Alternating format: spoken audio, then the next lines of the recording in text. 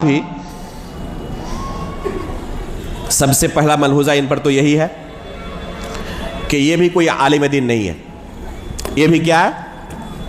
ایک بردر ہے, کتاب و سنت کا عالم نہیں ہے. اساتذہ کے سامنے بیٹھ کر انہوں نے کتاب و سنت کا علم حاصل نہیں کیا ہے, اور اس وجہ سے قدم قدم پر ٹھوکریں کھاتا ہے, اور اہل علم خوب ان کا مذاق اڑاتے ہیں. ابھی کسی نے الاخوان المسلمون کے تعلق سے جو عربی وہ سکھا رہے تھے, لوگوں کو صرف اور نحو سکھا رہے تھے, بلکہ کہتے ہیں کہ ائمہ حرم کو مجھ سے تجوید پڑھنی پڑے گی. تجوید پڑھنی پڑے گی, تجوید سکھائیں گے ان کو. تو یہ حالت ہے اس کی. یہ بندہ, اس کی سب سے بڑی گمراہی اگر کہیں ہم تو صحابہ اکرام کے تعلق سے لوگوں کو بدظن کرنا. اس نے آخر میں اپنا مشن ہی بنا لیا ہے. شروع میں اس بندے نے تقلید کے خلاف بہت کچھ کہا, اور اس وجہ سے بہت سارے ہمارے نوجوان اسے اہل حدیث سمجھتے, کیونکہ تقلید کے خلاف بول رہا ہے. اور ہم کیا سمجھتے ہیں؟ جو بھی تقلید کے خلاف بولے گا وہ اہل حدیث ہے. تقلید کے خلاف بول رہا ہے نا, اہل حدیث ہے. میرے بھائیوں, صرف یہی اسلام نہیں ہے, ایک اہم جز ہے, لیکن اس کے علاوہ بھی بے شمار مسائل ہمیں دیکھنے ہیں کہ اہل سنت والجماعت کے منہج پر ہے یا نہیں ہے. اس بندے کے مطابق صحابہ اکرام کی سب سے بڑی غلطی یہ تھی کہ انہوں نے ابو بکر صدیق رضی اللہ تعالیٰ عنہ کے ہاتھ پر بیعت کر لی, انہیں اپنا خلیفہ بنا لیا. یہ سب سے بڑی غلطی اس امت کی ہے اس بندے کے مطابق. نعوذ باللہ من ذالک. جن صحابہ اکرام کے بارے میں قرآن میں اللہ نے کیا کہا ہے, اللہ کے رسول نے اپنی احادیث میں کیا کیا ہے, یہ بیان کرنے کی ضرورت نہیں ہے. ان صحابہ اکرام کے بارے میں یہ بندہ کیا کہتا ہے کہ سقیفہ بنی ساعدہ میں ابو بکر صدیق کا انتخاب بہت بڑی غلطی تھی, جس کی وجہ سے امت کی بربادی اور خوریزی ہوئی. کہتا ہے کہ اسلام کی اصل سیاسی روح کے مطابق خلافت صرف سیدنا علی رضی اللہ تعالیٰ عنہ کی ہے. کہتا ہے تمام صحابہ اکرام سے اللہ تعالیٰ راضی نہیں ہوئے, رضامندی کا سرٹیفکیٹ صرف بیعت رضوان والے 1400 صحابہ اکرام کے لیے ہے. سب صحابہ کو اللہ کا راضی سمجھنا قرآن کی معنوی تحریف ہے. سمجھا کچھ آپ نے؟ کیونکہ اللہ تعالیٰ نے جو آیت نازل کی لقد رضی اللہ عن المؤمنین اذ یبایعونک تحت الشجرہ, تو یہ بیعت رضوان کے بارے میں نازل کی اللہ تعالیٰ نے. اس لیے یہ اللہ تعالیٰ کی رضامندی کا اعلان جو صحابہ کے لیے ہے, اس سے تمام صحابہ مراد نہیں ہے. اللہ تعالیٰ تمام صحابہ سے راضی نہیں ہوئے. کتنے سے راضی ہوئے؟ بس جو 1400 صحابہ کرام یہاں تھے, اور جو جنگ احد میں شہید ہوئے وہ تھے یہاں پر. کیا نظریہ رہے گا آپ کا, کیا عقیدہ بنے گا اس شخص کو سنیں گے تو؟ اللہ تعالیٰ ان سے راضی نہیں ہوئی. نعوذ باللہ من ذالک. یہ شہداء ہیں اللہ کے راستے میں. قرآن کی کئی آیتیں نازل ہوئی ان کے بارے میں, اور ان کے بارے میں اس کا نظریہ ہے کہ اللہ تعالیٰ ان سے راضی نہیں ہوئی. جو اس سے پہلے فوت ہو چکے, دنیا سے جا چکے, بعد میں آئے وہ تو ہے ہی نہیں. جو گزر گئے ان کو بھی شرف نہیں مل سکا یہ رضوان کا. نعوذ باللہ من ذالک. کہتے ہیں کہ سب صحابہ جنتی نہیں ہیں. اسی طرح فتح مکہ کے موقع پر جو اسلام قبول کرنے والے صحابہ اکرام ہیں, انہوں نے موت کے ڈر سے کلمہ پڑھا تھا بس. نعوذ باللہ من ذالک.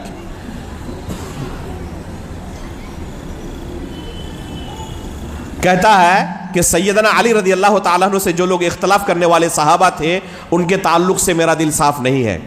ان کے تعلق سے دل میں رنج اور غم ہے میرا. خود گواہی دے رہا ہے کہ صحابہ کرام کے تعلق سے اس کا دل صاف نہیں ہے, اور اس کے دل کے اندر بغض ہے صحابہ کرام کے تعلق سے.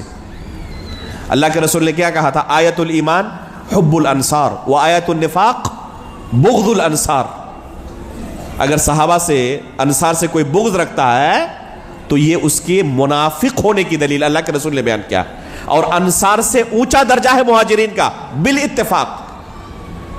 یعنی نتیجہ کیا ہوا؟ جو صحابہ اکرام سے بغض رکھے وہ منافق ہے. اور خود گواہی دے رہا ہے کہ جو علی رضی اللہ تعالیٰ عنہ سے اختلاف کرنے والے صحابہ ہیں ان کے تعلق سے میرا دل صاف نہیں ہے. خصوصاً اس نے معاویہ رضی اللہ تعالیٰ عنہ کو اور عثمان غنی رضی اللہ تعالیٰ عنہ کو ہدف تنقید بنایا ہے, اور معاویہ رضی اللہ تعالیٰ عنہ کے تعلق سے ایسی ایسی باتیں کہا ہے واللہ زبان پر لانا مشکل ہو جاتا ہے. یعنی اس قدر گالیاں دی ہے کہہ سکتے ہیں. ایک یہ شخص اور دوسرا مولانا سلمان ندوی, ایسی ایسی گالیاں دی ہے ان دو لوگوں نے اس صحابی رسول کو کہ اسے نقل کرنا بھی ایک مسلمان کے لیے مشکل ہے. تو یہ اس کے کچھ افکار و نظریات ہیں. اور اگر 2 منٹ دے تو غامدی کے بارے میں بیان کر دوں, بس 2 منٹ میں, بس اختصار کے ساتھ. ایک اور شخص ہے جاوید احمد غامدی, بہت سارے نوجوان ہمارے سنتے رہتے ہیں جو انٹرنیٹ سے جڑے ہوئے ہیں, اور بہت سارے لوگ تعلیم دیتے ہیں ہمیں کہ کچھ غامدی سے سیکھیں کیسے بات کرنی ہے. ہمارے یہاں پہ آ کے کمنٹ کرتے ہیں کہ کچھ ان سے بھی سیکھیں کیسے لوگوں سے بات کی جاتی ہے.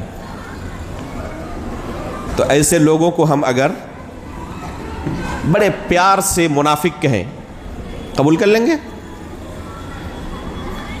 اصل یہ نہیں ہے کہ کس لہجے میں بات کر رہے ہیں, کتنے پیار سے بول رہے ہیں, کیا بول رہے ہیں وہ اصل ہے. اور کیا بول رہے ہیں ذرا سنیں. اس بندے کا کہنا ہے کہ حدیث سے کوئی اسلامی عقیدہ ثابت نہیں ہوتا ہے. حدیث رسول کے منکرین میں سے ان کو معاصرین میں شمار کیا جاتا ہے. کہتا ہے کہ دین میں معروف اور منکر کا تعین فطرت انسانی کرتی ہے. فطرت سے اس کی تعین ہوگی کون سی چیز منکر کون سی چیز معروف ہے. دیت کا قانون وقتی اور عارضی تھا. کہتا ہے مرتد کے لیے قتل کی سزا نہیں ہے. شراب نوشی پر کوئی شرعی حد نہیں. بلکہ ایک بھائی نے لکھا کہ آپ کو جن چیزوں سے چھٹی چاہیے غامدی کے پاس چلے جائیں, ہر چیز سے آپ کو چھٹی مل جائے گی. اسی لیے ان کے فالوورز اتنے زیادہ. جس کو جس چیز سے چھٹی چاہیے گیا ایک بندہ. تراویح بڑی مشکل ہے, لیکن اسلام میں تراویح کا تذکرہ ہی نہیں کہیں. داڑھی کوئی تذکرہ نہیں, یہ اسلام میں ہے ہی نہیں. شراب اس پر کوئی حد شریعت نے نافذ ہی نہیں کی. کسی کو مار دے تو دیت بالکل نہیں. شادی شدہ اور کنوارے اگر زنا کر لے رجم ہے, شادی شدہ ہے بالکل نہیں. بس 100 کوڑے کھا لو موج کرتے رہو. یہ اسلام ہے اس کے نزدیک. اسلام میں موت کی سزا صرف 2 جرائم کی بنا پر ہے, ایک قتل نفس کی بنا پر اور ایک فساد فی الارض کی بنا پر. اور اللہ کے رسول کی صحیح حدیث ہے 3 لوگوں کے بارے میں, اور اس کے نزدیک صرف قتل نفس اور فساد فی الارض. دین کے مصادر کے بارے میں کہنا ہے کہ اس کے مآخذ قرآن کے علاوہ صرف دین فطرت ہے اور سنت ابراہیمی اور قدیم صحائف. حالانکہ وہ سب کے سب کیا ہے, منسوخ ہو چکے ہیں قرآن کے بعد, اور اس کے نزدیک وہی اصل مآخذ ہے. عیسیٰ علیہ السلام کے بارے میں نظریہ کیا کہتے, وفات پا چکے. یاجوج ماجوج کے بارے میں, دجال کے بارے میں تو کہہ رہے اس سے مراد مغربی اقوام ہے. یاجوج ماجوج اور دجال یہ کوئی حقیقت نہیں ہے, بس مغربی اقوام کو کہا گیا ہے استعارے کی زبان میں.